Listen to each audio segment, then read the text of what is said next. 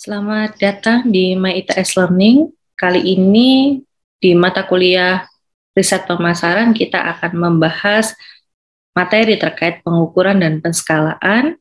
Ini adalah penskalaan dasar dan juga perbandingan. Kita akan langsung mulai.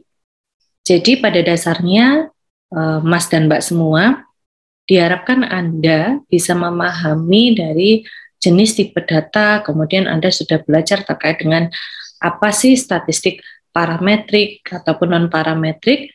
Silahkan nanti Anda mencoba untuk mereview kembali, gitu ya.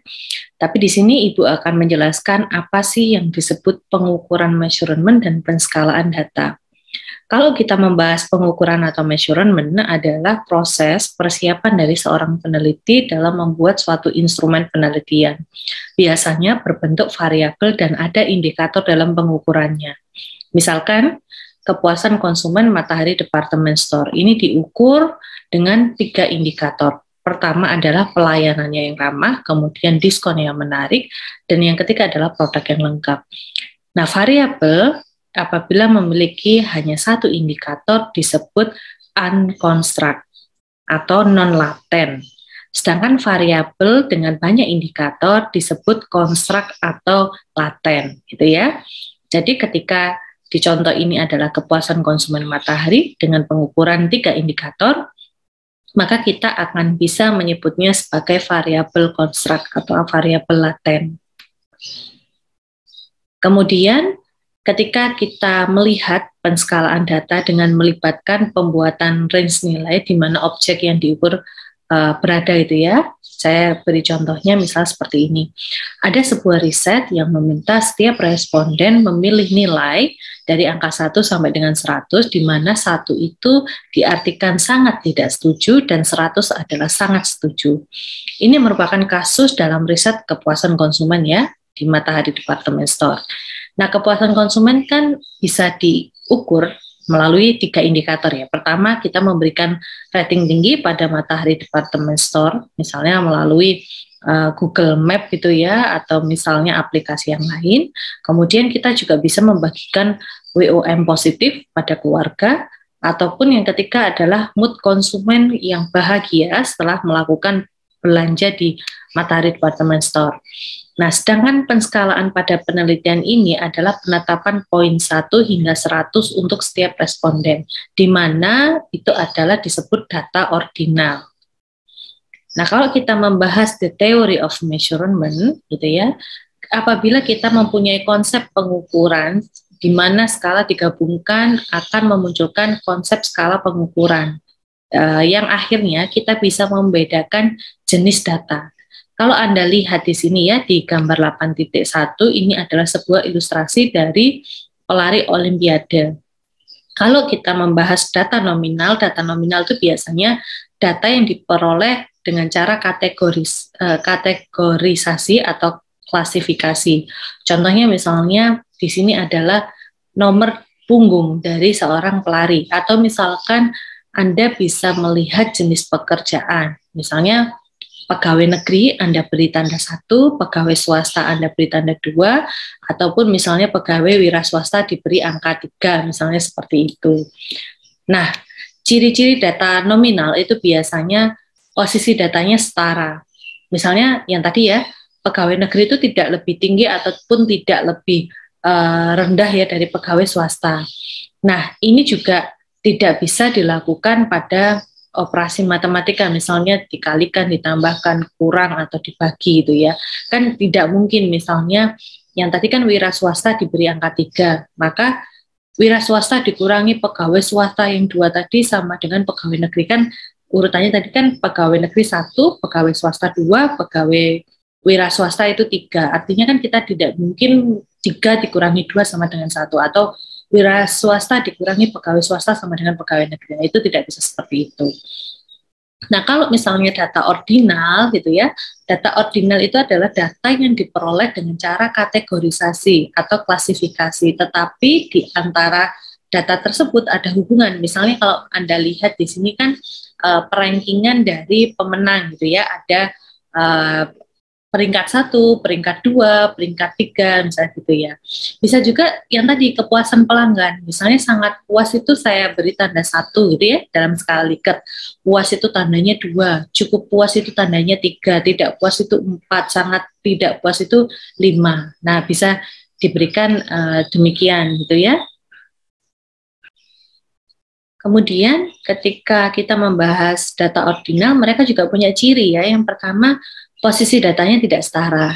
Misalnya tadi ya di sikap pelanggan. Sikap pelanggan itu kan juga kita tidak bisa melihat ya. Kita harus melihat angkanya tadi dari skala Likert itu kita buat kesepakatan yang disetujui oleh pelanggan itu di angka berapa. Kemudian kita juga tidak mungkin melakukan skala operasi matematika yang tadi ya, misalnya 1 ditambah 2 sama dengan 3, artinya ketika dia tidak puas kemudian kita berikan angka sangat puas, nanti akan menghasilkan cukup puas. Nah, itu tidak bisa seperti itu. Nah, itu untuk data ordinal. Kalau misalnya di contoh ini ada data interval ya, data interval itu adalah data yang diperoleh dengan cara pengukuran, di mana jarak antara 2 titik ya pada skala yang Anda lihat ini itu sudah diketahui. Nah, berbeda dengan skala ordinal tadi. Kalau jarak 2 titik kan tidak diperhatikan ya kalau di ordinal. Nah, misalnya kalau dicontohkan itu temperatur ruangan. Nah, itu kan dalam Celsius ya. Misalnya 0 Celsius sampai 100 Celsius itu kan kita sudah tahu jaraknya bahwa 0 sampai dengan 100. Tidak mungkin kan 0 itu sama dengan 100. Nah, contohnya seperti itu kalau misalnya interval. Nah, biasanya data interval itu juga punya ciri-ciri ya. Yang pertama, tidak ada kategorisasi atau misalnya pemberian kode. Kemudian bisa dilakukan operasi matematika. Misalnya tadi ya, panasnya 40 derajat, kalau misalnya terjadi kenaikan 2 kali lipat gitu ya, maka menjadi 80 derajat, misalnya seperti itu. Nah, artinya kalau interval kita bisa melakukan operasi matematika. Kalau kita membahas data berskala rasio, itu adalah data yang diperoleh dengan cara pengukuran. Nah, kalau Anda lihat di sini itu kan, di mana ada, ini agak berbeda ya, skala interval sama rasio ini. Kalau kita lihat itu kan pasti ada batasan-batasan tertentu ya dalam rasio. Ketika kita menghitung antara 1 dibandingkan dengan yang lain atau 1:10, misalnya seperti itu ya. Contohnya misalnya jumlah buku di dalam kelas. Kalau misalnya ada 5, berarti kan ada 5 buku. Atau misalkan tidak ada buku di kelas itu sama sekali, artinya ya 0 gitu ya. Ini ada perbandingan gitu ya terkait hal tersebut. Nah, kalau misalnya ciri-ciri di data rasio gitu ya, rasio itu juga punya ciri-ciri. Pertama, tidak ada kategorisasi dan juga bisa dilakukan operasi matematika. Misalnya 100 cm ditambah 35 cm, maka hasilnya adalah 135 cm.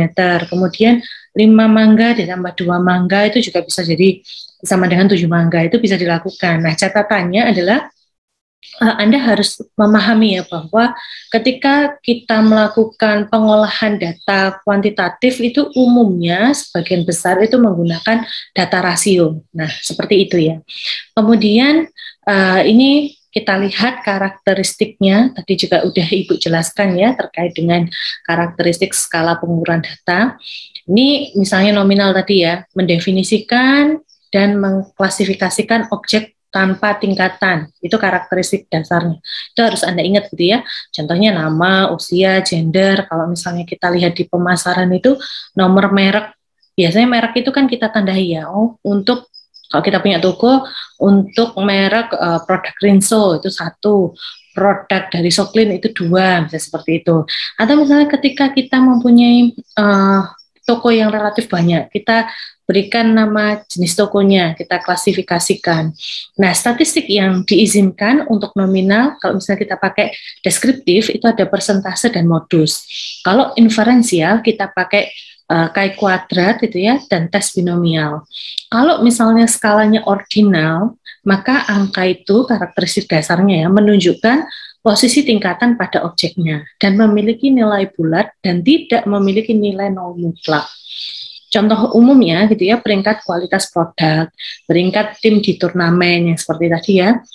Kalau misalnya kita lihat di pemasaran, contohnya itu peringkat preferensi produk, posisi pasarnya, kelas sosial. Nah, statistik deskriptif yang diizinkan adalah persentil dan median, sedangkan inferensial adalah korelasi dan ANOVA. Kalau kita membahas skala interval, karakteristik dasarnya adalah angka menunjukkan posisi tingkatan pada objek dan tidak memiliki nilai nol mutlak. Contohnya ya suhu, Fahrenheit, Celsius itu ya. Contoh pemasarannya ya terkait dengan sikap konsumen, pendapat konsumen, nomor indeks gitu ya. Statistiknya ya deskriptifnya rentang atau rata-rata, simpangan baku itu bisa digunakan. Kalau inferensial kita melihat dari korelasi produk momen, UGT, ANOVA, regresi, analisis faktor, SEM itu bisa digunakan kalau interval gitu ya. Kalau Anda menggunakan rasio yang tadi ya, rasio itu memiliki nilai nol mutlak. Skala rasio juga dihitung menggunakan perbandingan. Contohnya misalnya panjang suatu objek terhadap objek lain. Atau misalnya kalau di pemasaran ya ada return of investment, return on asset, NPV itu ya. Nah, statistik deskriptifnya adalah rata-rata geometrik. Kalau inferensial kita gunakan koefisien variasi, regresi, SEM, analisis faktor, dan lain-lain gitu ya. Di skala pengukuran data nominal, biasanya angka itu hanya berfungsi sebagai label atau untuk mengidentifikasi dan mengklasifikasikan objeknya. Angka-angka tersebut tidak memiliki nilai intrinsik yang mencerminkan jumlah ataupun tingkat dari objeknya, kemudian hanya sejumlah statistik terbatas yang semuanya didasarkan pada perhitungan frekuensi yang diizinkan, misalnya yang tadi persentase dan modus. Kalau kita lihat gitu ya, di sini kan yang tadi kan ada nomor gitu ya, kemudian ada toko. Kalau skala nominal itu kita kasih toko itu kita nomerin. Kalau kita ngomong skala ordinal, maka kita melihat peringkat preferensi konsumen. Oh ternyata konsumen itu misalkan ya, untuk Walmart dia itu preferensi nomor 10. Kemudian misalnya target ini nomor 8, nomor satunya JJ Penny, ya misal seperti itu nama tokonya itu ya. Kalau interval itu kita melihat preferensi ada skalanya ya 1 sampai 7, dia memilih angkanya berapa. Misalnya yang tadi ya antara cukup puas sampai tidak puas seperti itu. Nah, kalau skala rasio adalah berapa total uang yang dihabiskan dalam kurun waktu 3 bulan terakhir di belanjakan dalam toko masing-masing toko tersebut. Nah, contohnya seperti itu gitu ya. Kemudian kita masuk ke skala ordinal ya. Skala peringkat di mana angka diberikan ke objek untuk menunjukkan sejauh mana objeknya itu memiliki beberapa karakteristik. Kemudian yang kedua, dapat menentukan apakah suatu objek memiliki karakteristik yang lebih atau kurang dari beberapa objek lain atau tingkatan maupun jumlah gitu ya. Selain operasi penghitungan yang diperbolehkan untuk data skala nominal tadi, skala ordinal juga mengizinkan penggunaan statistik berdasarkan sentil, misalnya persentil, kuartil, median, itu kan sudah Anda dapatkan semua ya di statistik. Nah, kita masuk ke skala interval. Jadi di skala interval itu ada yang namanya range interval yang sama gitu ya, di mana skala tersebut mewakili nilai yang sama dalam karakteristik yang diukur. Misalkan ya, ada suatu penelitian itu mengidentifikasi pulau terpencil di area lingkar kutub selatan.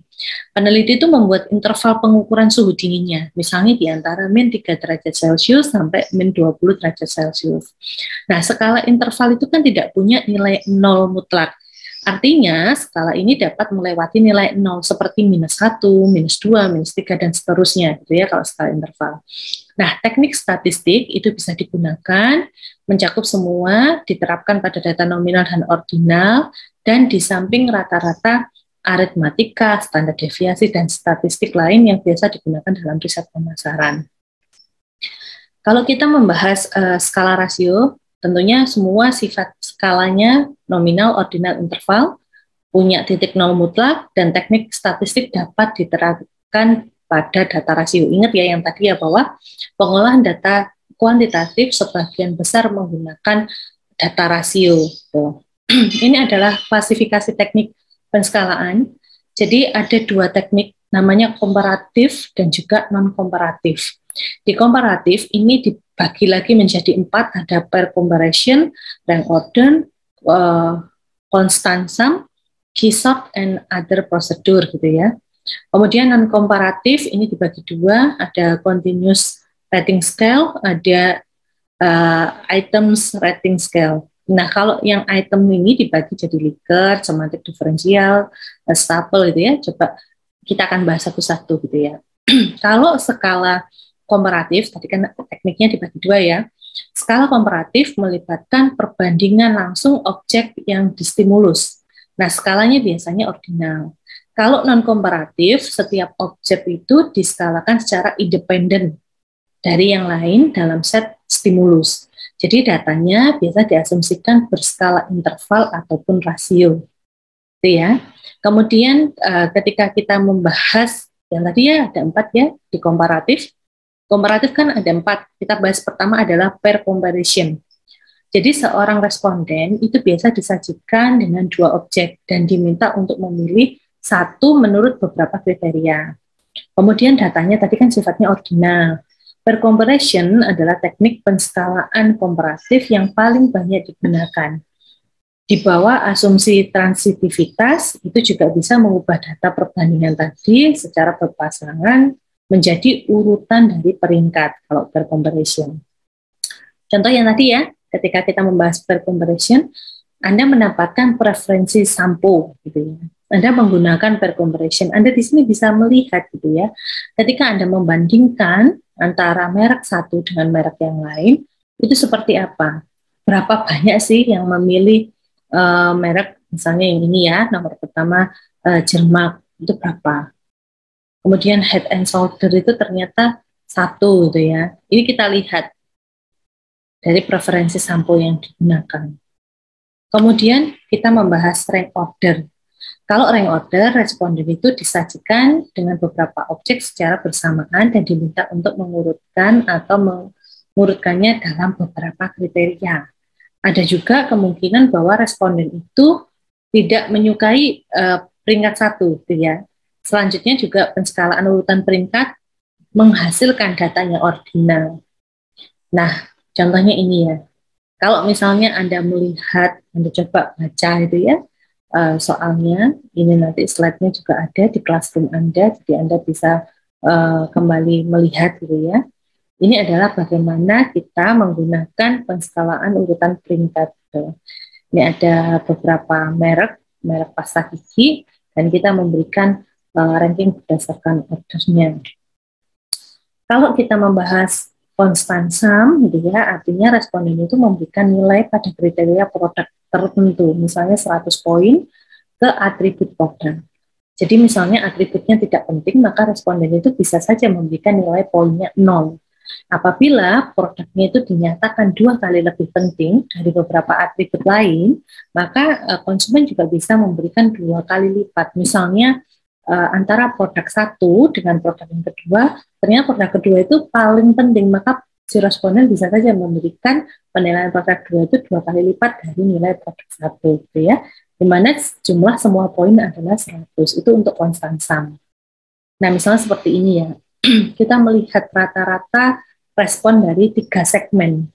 Nah, dari sini kita lihat segmen 1, segmen 2, dan segmen 3, di mana ketika kita jumlah semua responnya adalah 100 gitu ya. Nah, ini bisa Anda amati perbedaan dari masing-masing merek tersebut. Kemudian ini adalah penelitian pemasaran dan media sosial. Jadi semua skala primer dan semua skala komparatif itu dapat dengan mudah diimplementasikan di media sosial. Nah, analisis konten media sosial itu kan Anda pasti sudah paham ya, apa itu konten media sosial. Nah, itu biasanya menjelaskan tingkat pengukuran yang sesuai dalam objek tertentu, serta memberikan panduan tentang jenis teknik penskalaan yang digunakan.